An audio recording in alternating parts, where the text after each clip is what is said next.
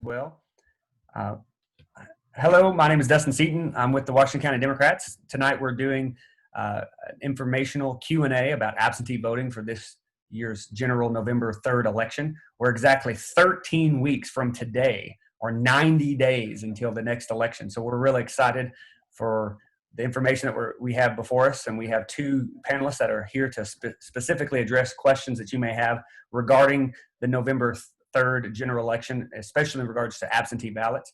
We have Jennifer Price, the Executive Director of the Washington County Election Commission, and then our very own Max Deitchler with the Washington County Democrats, appointee on the Washington County Election Commission. So thank you both for joining us. We would like to start off with a question. Can you explain, either one of you explain the process that one needs to go about to getting an absentee ballot for this November election? So I'll go ahead.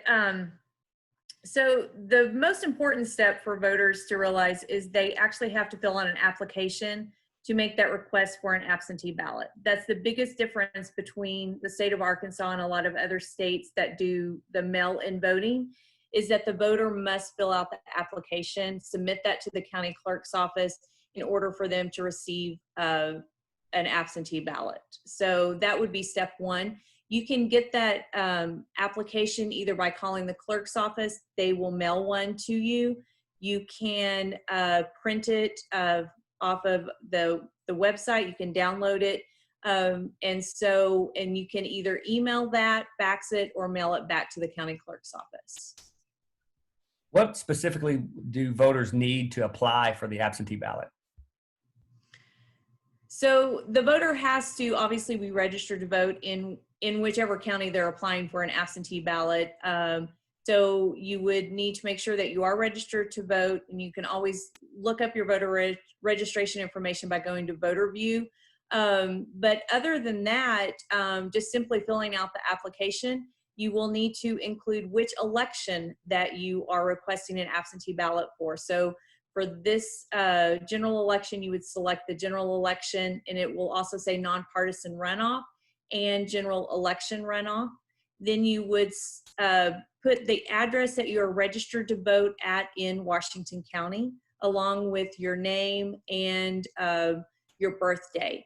If you're having someone pick up the ballot for you, that would be a designated bearer. You would also need to include that information as well. Okay. In terms of when the absentee ballots will be mailed, can you explain that process or the timeline for any of the voters that are interested in the absentee ballot option this November? So we definitely are encouraging voters to go ahead and submit their application to request the absentee ballot. But the actual ballots themselves will not go out until September 17th and September 18th. There's a federal deadline of when the absentee ballots are required in the county clerk's office, and that's 47 days before the election. So even though you may be submitting your application early, you will not actually receive a ballot until after September the 18th. And then the ballots will go out kind of in the order of military overseas, civilians overseas, and military. And then they will start working and making sure they get out the local ballots as well. So just because you made that application request, you won't receive a ballot until sometime late September. And what's the absolute deadline that we can apply for an absentee ballot if we're late or procrastinators in that mindset? So we hope that you're not procrastinators, but the deadline to actually have a ballot mailed to you would be October the 27th. That's 7 days before Election Day. However, the U.S. Postal Service is suggesting that you definitely want to mail your ballot at least a week in advance of the deadline to have it in the county clerk's office, which would actually mean that you would actually want to submit an application request no later than October 20th in order for the county clerk's office to receive your request, be able to mail a ballot to you, and then you mail it back to the county clerk's office so that it arrives in their office on Election Day. You have other options such as being able to pick up the ballot in person or sending in a designated bearer, but most individuals will go the mail route. So we want to make sure that they're, paying attention to those deadlines. Yeah, that leads up to another question we've had from our participants, is that can we submit an absentee ballot and then turn it in on election day to our precinct, or can we turn it in on election day to the county clerk's office by hand?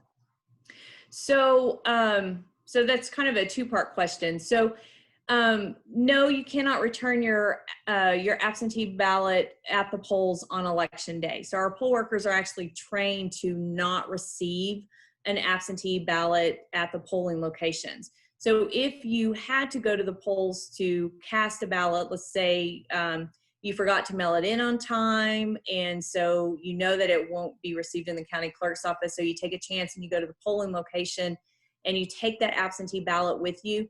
They won't accept it at the polling location, but what they will do is allow you to vote what's called a provisional ballot, which you'll be able to take care of at the polling location that day. They'll ask you to take your absentee ballot home with you.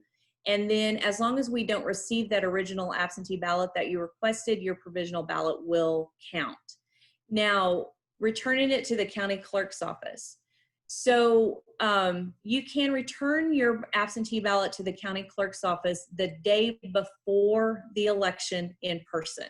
So on the Monday before the election, you may return your absentee ballot in person. Now, if for some unforeseen reason that you were in an accident, let's say, and you had to be hospitalized, there is a portion of the law that allows an appointed agent basically to return that ballot for you, but that's an extreme circumstance, and you would actually have to get a note from either the hospital administrator or where you were at in order to return a ballot in person on election day. So we don't recommend that route by any means, obviously. Your best bet is just to make sure that you mail it in time for it to be received to the county clerk's office. Sorry, that mailing deadline, is that election day, or does it need to be 7 days before the election day? It would need to be, so it would need to be received in the county clerk's office on election day. Now, we don't look at postmarks for any ballots that are, for instance, local, or that is not considered military or civilians overseas. So let's say you mailed your ballot on the Friday before the election, and obviously it's postmarked well before the election day, but we don't receive it until November the 4th. Mm-hmm. It will not count. So it's not the postmark we're looking at on that ballot, was it actually received in the county clerk's by the mail on election day? Max, did you want to jump in there?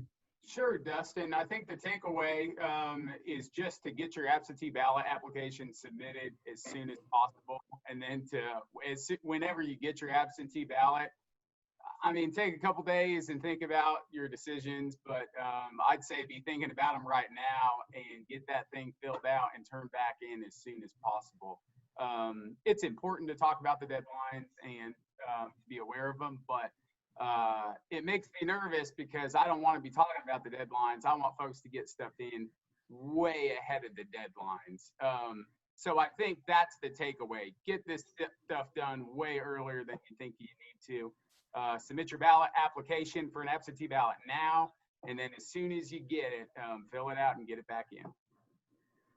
No, I think that's a great point. And that's one of the reasons we're wanting to do this tonight, because we are definitely encouraging all those that are skeptical or concerned about voting this November on site to apply for the absentee ballots. Thank you, Max.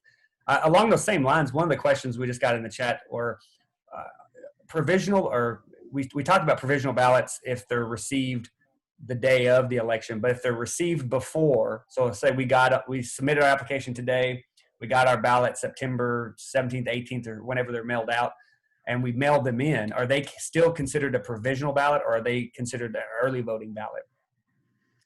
It's just simply considered an absentee ballot. The provisional is if there's a question about whether that ballot is eligible to be counted or not. So so basically, if you have mailed that ballot in and it's received in the county clerk's office, it's just considered an absentee ballot. Okay. And we had another question in the chat regarding the returning of absentee ballots in person. So you said earlier that someone can return their absentee ballot to the county clerk office in person the day before election day. Is that the Monday, November 2nd? or can a voter return their ballot in person to the county clerk anytime before Election Day?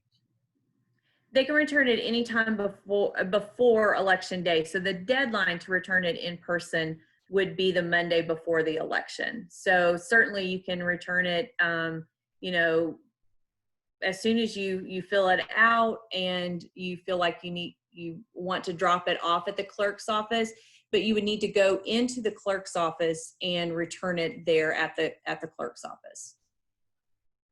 Okay. Kind of a follow-up to your question. Let's say we do apply now for an absentee ballot. It comes in the mail, and then things improve come October or November for our COVID situation. We can still destroy the ballot and vote on site, but it would count as a provisional ballot on Election Day. Is that correct? So that would be an option, but we encourage you to not do that option, just simply because what will happen is when you come into the polling location, you're going to already be marked in our tablets as having received a ballot. So then you would have to go to the supervisor and you would have to fill out all the provisional ballot paperwork and cast your ballot there at the polls on Election Day. So it would cause you to stay in the polls longer. It would cause the lines to be longer on Election Day because the supervisor will have to handle that portion of it. So we would really request that if you needed to vote in person on Election Day and you had already requested an absentee ballot, it really be because you have lost your absentee ballot. You don't think you can return it to the clerk's office in time for it to be counted.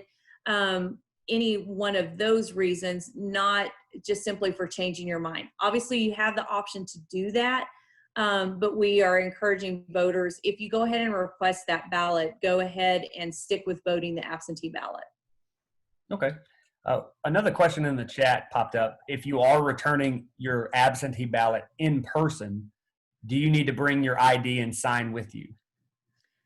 Yes, the clerk's office will request that when you return your ballot. And that's just simply showing it a chain of custody for the ballot, so that you're not returning other people's ballots. There's what's called a designated bearer who has been designated by an individual who has requested the ballot to be able to return it. And so we have to make sure that someone isn't just collecting absentee ballots that their neighbors or friends have filled out and they're just going to return them to the clerk's office. So that's why they request to see your ID and you'll sign a form. It's just simply for that chain of custody to know that this is your ballot. Yeah, thank you, Jennifer. Another question in the chat was, do we have to include copies of both sides of our photo ID when we're submitting our absentee ballot application? No, we're really just looking at the picture on the ID, the name, and then of course if it has an expiration date. Max, did you want to jump in there? Okay, I saw you on mute, so I was ready for you. A follow-up to that question was, what if we mail our absentee ballot plenty of time ahead before the election, but it is still not received when we check our voter view status? So that is when I would request, I would certainly try and either vote early or on Election Day. Then you would be able to vote a provisional ballot. So if you are checking voter view and you see that it's not been checked in, that, because it will show whether they have received it and what the status is of that ballot. If it's getting close to Election Day, I would go ahead and either vote early or on Election Day and just vote a provisional ballot. We had a question, a follow-up to that. What is voter view? Can you explain to our audience what voter view is so we can have them check their status should they be interested? Yeah, so Voter View is a website run by the Secretary of State's office, and it includes all your voter registration information. We encourage everyone to always visit Voter View before any election. It will show you the name that you're registered under. It will show you the address that we have for your voter registration. So if you've moved and you've forgotten to change your address, you'll be able to see there that we maybe have an incorrect address. It will show you all of the Election Day sites we have open, the early vote sites. You can review a sample ballot there. You'll also see all the different districts that you're eligible to vote in. And then you can see if you have requested an absentee ballot, you can check the status of that absentee ballot. It will show you that they've mailed the ballot out, and then once they receive it and accept it, it will show you the date that they received it as well. So it's a wonderful tool for voters to take advantage of, whether they're voting absentee or earlier on election day. Did you have anything, Max, you want to add? Not on that one, Dustin. Okay. Just want to get you a chance to say something. Just if folks Google it, it pops up, Arkansas Secretary of State, Arkansas Voter View. It's a great resource. Thanks, Max. We had a question about the signatures on an absentee ballot. What is the absentee or the signature on the absentee ballot compared to? Is it the absentee application that was previously submitted, or is it your photo ID signature page? So we compare it to the signature on the application. Okay. And then we had another question. I just mailed my ballot for the special election and it took more than one stamp.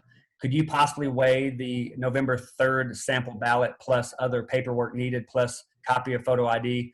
Otherwise, we will have to visit the post office personally, which we are trying to avoid, hence the voter absentee request. So I guess in terms of that, could you explain the postage for the absentee ballot, the return ballot? Like, is it a standard forever stamp postage, or is it dependent upon the size and weight of the ballot or the package? Well, Dustin, so it depends on the length of the ballot, and that's partly has not quite been determined yet. That's because of a couple of the issues. The ballot questions, constitutional questions have not been determined if they're going to be on the ballot or not, but use 2 stamps. That's the takeaway. 2 stamps. Use 2 stamps. Yep, don't just use 1 stamp, use 2 stamps. I think the county clerk in Washington County checked the other day and weighed it, and I'll let Jennifer jump in here, but I believe she said that 2 stamps should cover it. Is that right, Jennifer? Yeah, just to be on the safe side, you definitely don't want it being returned to you for insufficient postage. However, the post office typically doesn't do that because those ballots, they're specially marked to show that they are an absentee ballot. So typically they do return them to the clerk's office. But like Max said, you just don't want to take the chance. Mm-hmm. You've got 2 stamps. I would just definitely go ahead and put the 2 stamps on there to make sure it does get returned to the county clerk's office. Good to know. Is there a possibility of nonprofit organizations or political parties providing postage for voters that may be concerned about postage? Max, I'll let you. I don't know. I'm not aware of that effort, Dustin. It sounds like a good effort, but I'm not aware of one right now.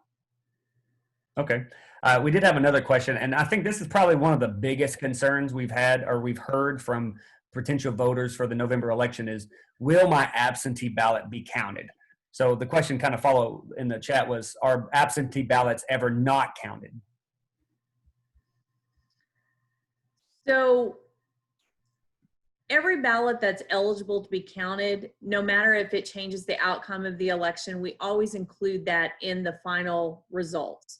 So that includes provisionals. We get that question a lot too, but it also includes the overseas ballots that we receive from the military. Even if they don't change the outcome of the election, we always include those results if they're eligible to be counted. Now, there are ballots that are not eligible to be counted, and those would be ones when we're canvassing the ballots that the voter statement, there was information missing from the voter statement, such as a signature, the address, or the date of birth, or the information was wrong on the voter statement, or the voter statement itself was missing. So those ballots would be ineligible to be counted. So there are times when we don't count them, but it's only when the Election Commission has deemed them ineligible to be counted. And Dustin, let me jump in here. So I just want to take a step back here for a minute, and so that everyone is kind of aware, in Arkansas, we have in-person voting typically, and 2% of the ballots that are counted are absentee ballots on election day. it's going to be a significantly higher number than that this year. Arkansas is not a vote by mail state, which means you have to request an absentee ballot to get it. But there are a lot of things under Arkansas law that do not make absentee ballot voting as easy as it is in other states. And there are a lot of reasons that if you vote by absentee ballot, your ballot might not be counted. So make sure that you fill out every single piece of the form. Make sure you're putting your address down. Make sure you're signing it. There are a lot of reasons under Arkansas law that say if you don't do this, you don't do that, you don't fill out this part of the application, or the voter statement, your ballot will not be counted. And there is no way for a voter to come in and sort of fix that information. You know, if you go to the polls on election day, let's say that the poll worker has trouble finding you in the system, you will always have the right, and you should request if you're not offered, but to vote a provisional ballot. And that just means that that's a ballot that's going to be counted once the election commission can verify the information on it. But with absentee voting, there's no provisional ballot process. There's no process to come in and fix the information. You get one shot at it, and if all of your information is not correct, then your ballot might not be counted, and we don't want that to happen. I mean, we want to count folks' ballots. So if you have questions when you're filling out the absentee ballot application or the voter statement, call the county clerk's office, call the election commission's office, and ask us, and just make sure to fill out that ballot and that information completely when you do it. One of the biggest mistakes we see on the voter statement when voters return it is the address. So the address that we're looking for on that voter statement is the address that you're registered at in Washington County. A lot of times voters will put the address where they're at currently. So if they're down in Florida, or if they're vacationing somewhere and they've requested that absentee ballot, that's the address that they put on the voter statement. So it's really important that the address that you put on that voter statement is where you are registered at in Washington County. It would be the same address that you put on your voter application when you originally requested the absentee ballot. So that one sometimes is a little tricky for voters. We've updated our voter statement this year that we are sending out with the ballots, along with a checklist to try and prevent some of these common mistakes that happen. And we had a question about the information that y'all are providing to us tonight that is also applicable in other counties, correct? This is not just a Washington County initiative, that other counties in Arkansas have the same possibility and the same guidelines. Is that correct? That is. Now, not everyone will have a voter statement that looks quite like ours, but the information that is included on the voter statement will be exactly the same. And one of the other big concerns we're hearing from potential absentee voters would be the fact that the polling sites, we just like back to school, we don't know certain things about what day one looks like.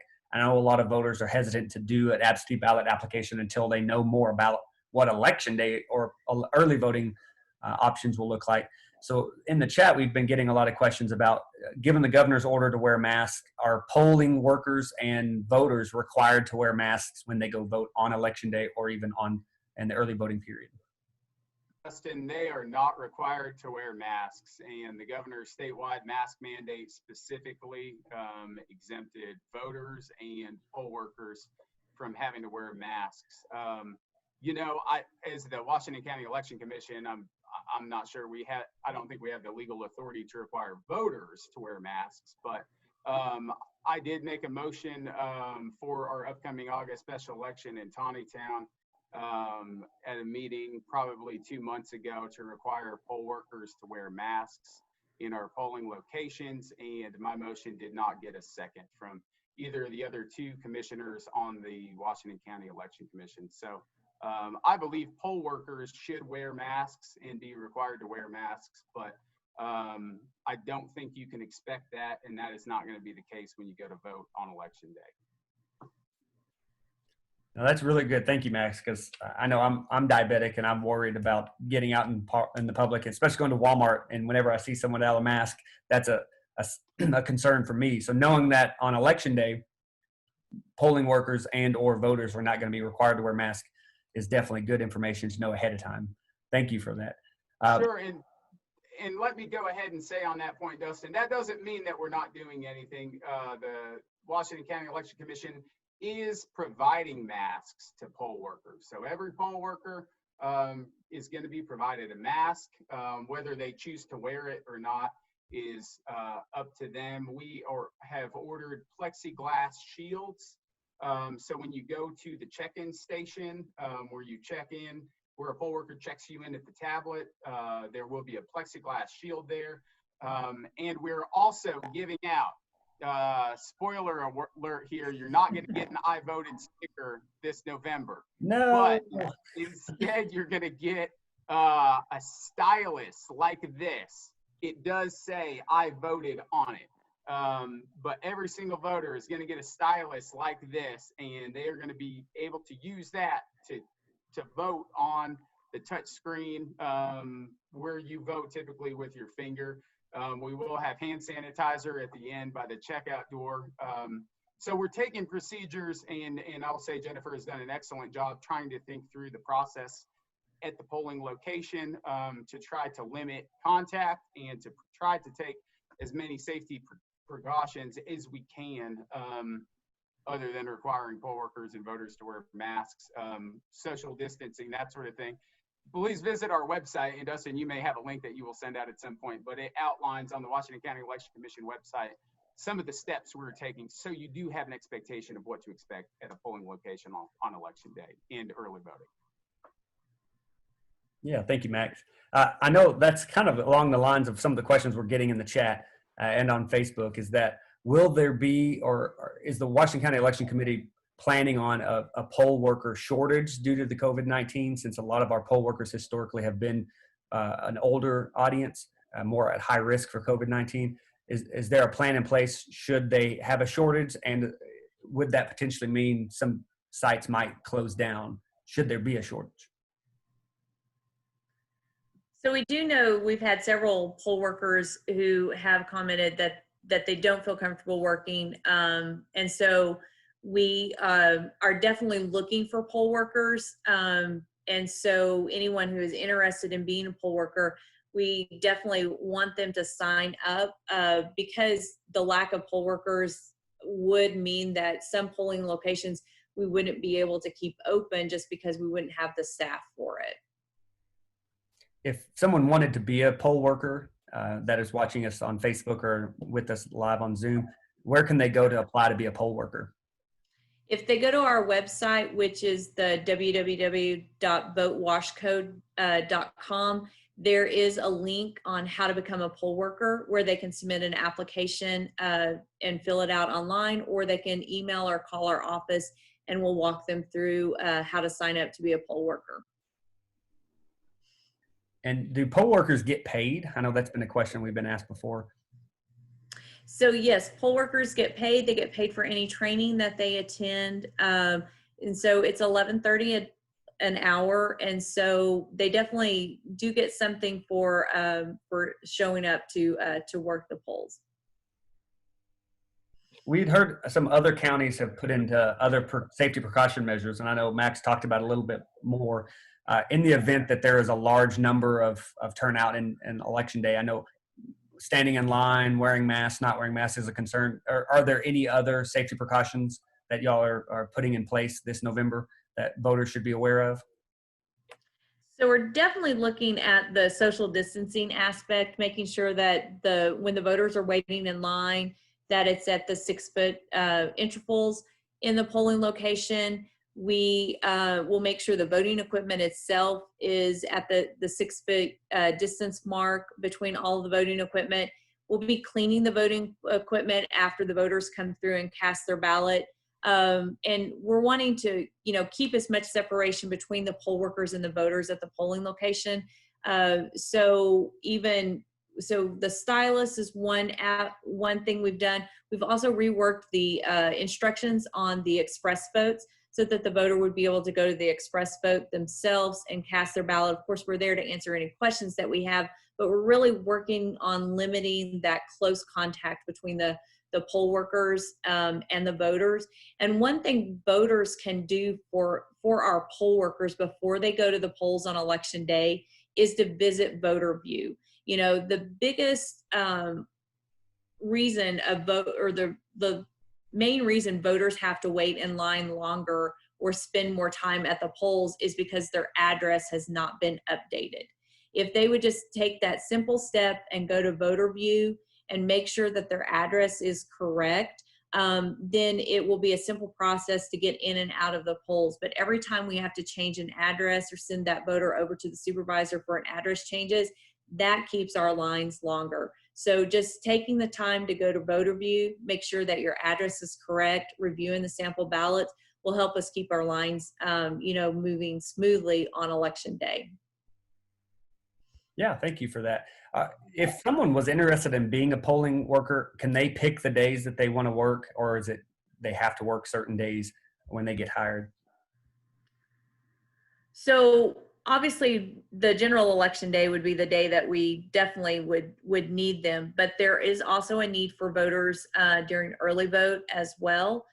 So there is an opportunity for them to have some flexibility during early vote.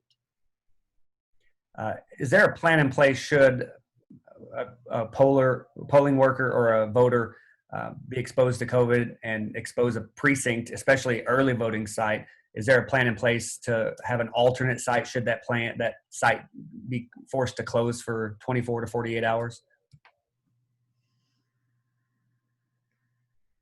So, Dustin, I'll let Jennifer chime in a minute, but I think I would say the plan as of right now is it would be to have folks vote at another early voting location, and we do plan to have all of the early voting locations open in Washington County that we've had for previous elections, and so that would be the plan, that would be the recommendation, and under Arkansas law, unless the governor changes and issues an executive order that changed it, we would not have the ability to just announce a new early vote location or change any of the voting locations right there before the election in the 2 weeks that early voting is happening. So it's possible the governor issues an executive order and gives us that authority, but otherwise, if that had to happen and a polling location had to be shut down, we would encourage folks to go vote at another location. And my understanding is currently a voter on election day can choose, and early voting can choose any of those voting sites to vote. Is that still the case?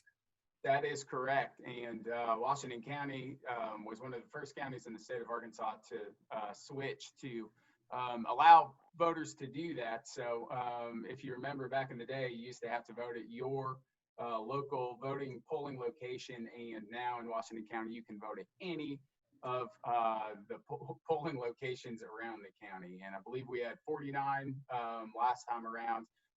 It may be plus or probably minus 1 or 2 this time around. We have not set those locations yet, but that's exactly right, Dustin. There are a lot of polling locations, a lot of opportunities. So I think that'll be a benefit, however it plays out for the general election this November.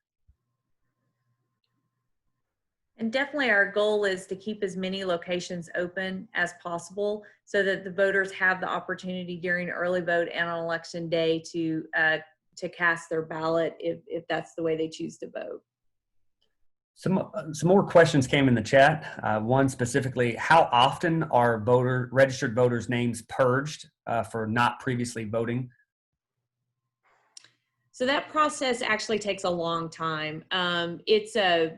After 6 years, then you become what's called an inactive voter. And so then the county clerk starts to reach out to those voters. And by the time the process is all said and done, because I think they have to contact the voter several times, it's closer to 7 years, 7 to 8 years before your name is actually pulled off the voter registration rolls. Dustin, this is one of these laws that I don't like. I've never liked. I think once you register to vote, you should be registered to vote. And that's it. Because unfortunately, every single election cycle, there are folks who may have moved, who haven't voted in a while, and they show up to the polls and they try to vote, and their ballot will not be counted because they have been purged from the rolls. So you know, that's one of the really unfortunate things that does happen every election cycle. Another question that we got asked was, will they toss a ballot if anything is wrong, such as the name not exactly the same, the middle initial not being given as a voter registration info, or the write-in candidate? For example, if you did do a write-in candidate who is not a legitimate candidate, will they toss a ballot, an absentee ballot, that is? So we will not have any write-in candidates for this election. So, you actually have to file as a write-in candidate to actually be on the ballot.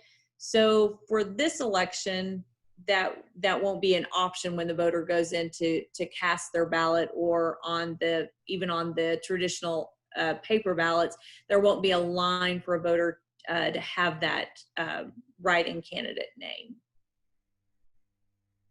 But I think that question had I feel like that had two parts to it. And one of it had to do with the voter registration and their middle initial. I'm not sure.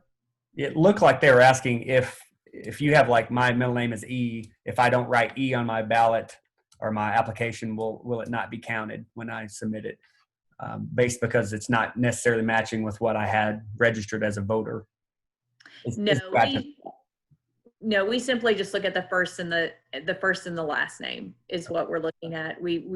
The middle initial we don't look at, as long as that first and the last name match.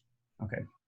Another question was, what advice do you have to voters who want to apply for an absentee ballot but do not have access to a printer and want to avoid going to public places that have them? So I will tell you, the county clerk's office is wonderful. They will mail an application to you, so you don't have to have access to a printer. And they'll forward everything that you need to you in the mail, so you do not have to leave your house. It will all come to you in the mail. And you just have to call the county clerk's office and just request that one be mailed to you.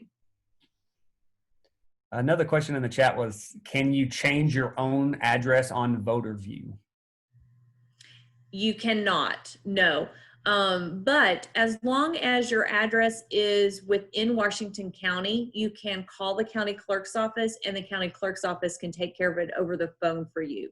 The only time that you would need to fill out a new voter registration card is if you're not registered to vote anymore and you find that out on Voter View, or you've moved between counties. That's the only time you have to fill out a new voter registration card.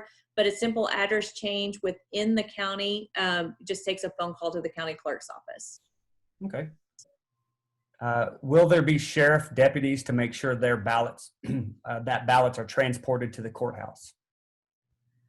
I'm assuming that question would be for election day. And typically that is the supervisor's responsibility, is to return the ballots election night to the county courthouse. And then we have a system for checking in to make sure that everything has been brought back to the county courthouse. Another question was, will there be a special line for dropping off mail-in ballots so that voters don't have to stand in line to drop off a ballot that are in line to vote on election day? So on election day, you cannot bring your absentee ballot back to the polling location. But if the question is if you're wanting to return your ballot in person to the county clerk's office during early vote or by the Monday before, right now the county clerk is not looking to open up her office for early voting. So that would limit your exposure if you're wanting to drop off your ballot in person to the county clerk's office before election day. Okay, so there will not be an early voting site at the courthouse this year? So go ahead, Max. No, Dustin, hopefully we'll be able to still use the quorum courtroom. The idea would be that we would have the quorum courtroom, but not the county clerk's office, because the county clerk will be so tied up with absentee ballots. And we've had both locations in the past, right in the courthouse. So that's the hope, to still be able to use the courtroom and just not the county clerk's office. Right, and her office has done fewer and fewer votes as the quorum courtroom once it opened up. Her office only has only would have 3 voting machines in it, and typically the voters that she would handle in her office would be voters where we had a question about their eligibility to vote, or a lot of times it was just employees of the courthouse that were voting in her office. So we do still plan to open up one in the quorum courtroom, but for a voter who is wanting to return their absentee ballot in person, they would be able to return it to the clerk's office, and there would be fewer people in her office, just simply because you wouldn't have the early voters. Someone asked that they were told by the county clerk's office that if a mistake was made on their absentee ballot, or there was a problem with it, that they would contact them rather than just discarding it. Is that true? When can absentee ballots be opened? Was a follow-up to that question. So we are required to contact the voter that there was a problem, not with their ballot, but with either their voter statement. And so they do receive those letters after the election, but unfortunately there isn't a remedy for the voter to come in and fix that. And so, but they do get notified, so that if in future elections they fill out an absentee ballot, hopefully they wouldn't make the same mistake. And then what was the second part? When are absentee ballots opened? So to determine if there is a mistake on the ballot. So we will start canvassing the absentee ballots a week before the election. Hopefully that will give us a sufficient amount of time. That is one of the requests that we made early on, was to see if the governor's office would give us an extra week, the beginning of early vote, to actually start canvassing and going through all of the paperwork. Okay. On election night, when early vote totals are generally released after polling has closed, will absentee ballots be included in that early vote total, or will that be in a separate tally altogether? Well, Dustin, typically we can start counting absentee ballots at 8:30 a.m. on election day, and we will be starting on the dot, on the minute, because we expect to have a lot of absentee ballots this year. And typically we have released in the past, we release early vote and absentee results after the polls close at about 8:00 p.m. on election night. But in terms of expectation setting for folks, don't expect election results on election night. We do not know how many absentee ballots we're going to get at this point. We just don't know, because we've never had an election like this. But the best guess is we're going to get a lot of absentee ballots, and we might be up all night counting absentee ballots. We might be counting into the next day. We don't know at this point. So in terms of expectation setting on election night, everybody wants results. They want it fast. Set your expectations. You're not going to get election results like you have in the past on election night. Just a heads up.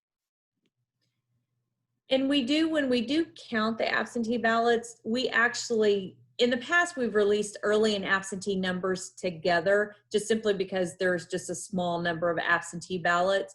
But we actually process them in their own group, so that we are able to track the amount of absentee ballots, and we'll continue to do that as well. So we probably will release numbers that are early, but we'll clearly show what the actual early vote was and the number of absentee ballots that we were counting as well.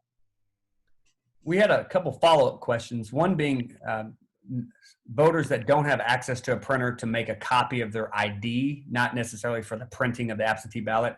Is there a plan or a recommendation for those voters that need to make a copy of their ID for the absentee ballot?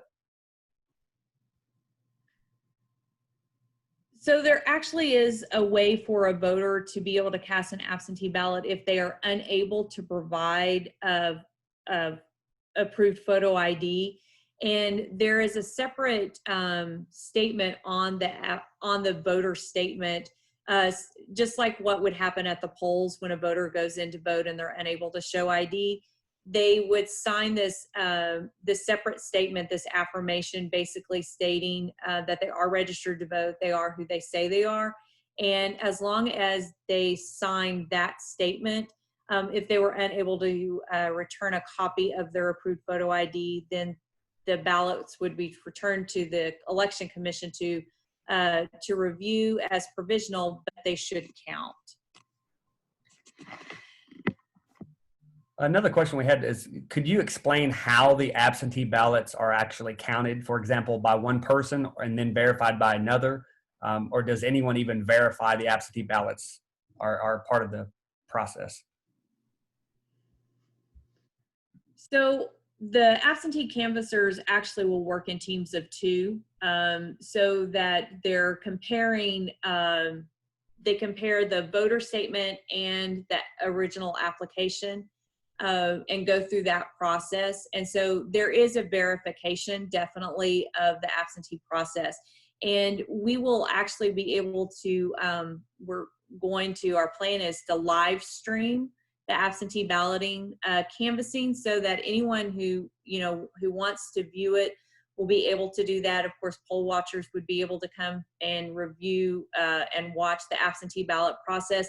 But there definitely is a checks and balance when we go through and review all of the paperwork to make sure that it isn't just one person who is looking at the voter statement and the application. We will work in teams of two, and we also know how many absentee ballots that we have, who has turned in absentee ballots.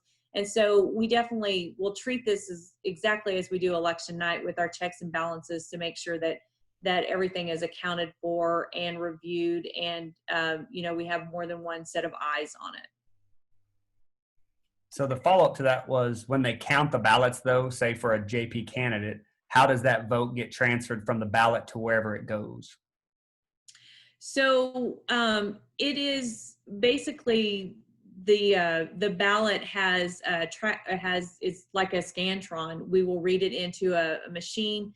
The state, we were fortunate enough that the state purchased a larger counting machine for us that we will read through and be able to count those paper ballots. And that machine counts them exactly as the ballot box that you see at the polls on election day, where they count the ballots that you receive from the express vote.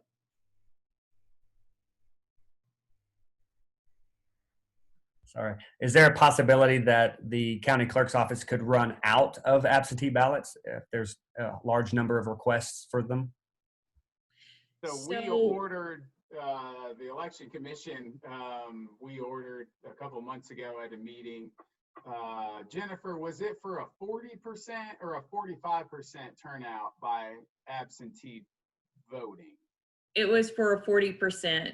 So, like I mentioned earlier, you guys might have remembered the number 2%. That's typically what we get, 2% of the ballots cast are absentee ballots. So we have ordered enough ballot stock, and we have ordered a couple of extra printers and tried to prep as best we can for a 40% turnout by absentee voting. So realistically, we don't know what the number is going to be, but we think it's going to be less than that. And we should have plenty of ballot stock so that we don't run out of absentee ballots at least. And we've also been working with the Election Commission in Benton County. This year, we're making both of our ballot stock and size the same, so that in the event that one county is running low and needs to order, we would be able to work with other counties to get ballot stock quickly if we needed to. So we definitely have been working, to make sure that we have plenty of ballot stock, but also working with surrounding counties so that we can help each other out if need be. So I got a question from, it looks like a first-time voter who turns 18 on October 31st. Do they need to wait until they turn 18 to request an absentee ballot? Or how does that play out, given the gray timing of the the election and when that individual turns 18? So that individual needs to go ahead and register to vote. You can register to vote when you are 17 and a half, so that as long as you turn 18 by election day, they would be eligible to vote, and they could go ahead and request an absentee ballot. Before they turn 18? I believe so. They would just definitely want to call the county clerk's office and just let them know. The big thing is to go ahead and make sure that they do register to vote now at 17 and a half. And the clerk, basically they hold on to those voter registrations and put them in closer to them turning 18. But that would be definitely something they would want to talk to the county clerk's office about, just to make sure that they can receive that absentee ballot. Okay. That looks like I've got most of the questions in the chat. We're coming up about 7 minutes away from the hour marker. The other question I just want to follow back on to clarify, if a person requests an absentee ballot and they're supposed to mail it in, but in the event they don't for postage reasons or they're sick or whatever, is it against the law to give it to someone, a colleague, a family member, a friend, to turn it into the county clerk's office before election day?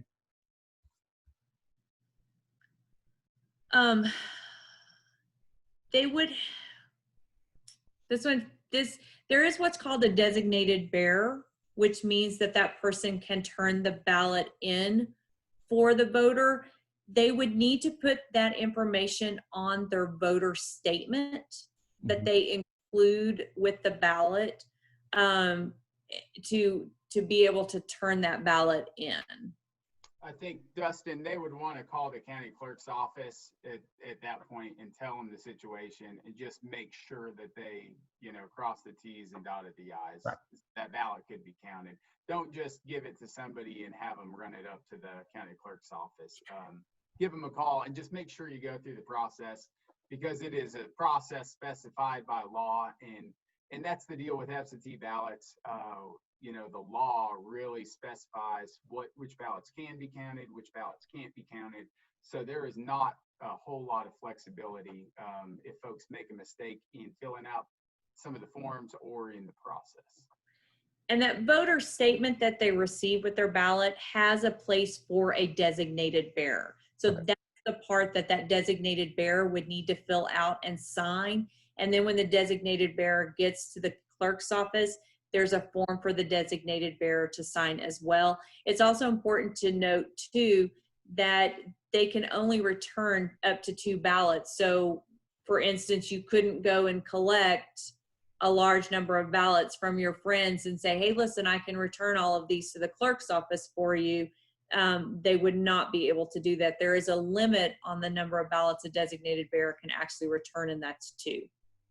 Yeah, that's really good to know. Thank you, Jennifer.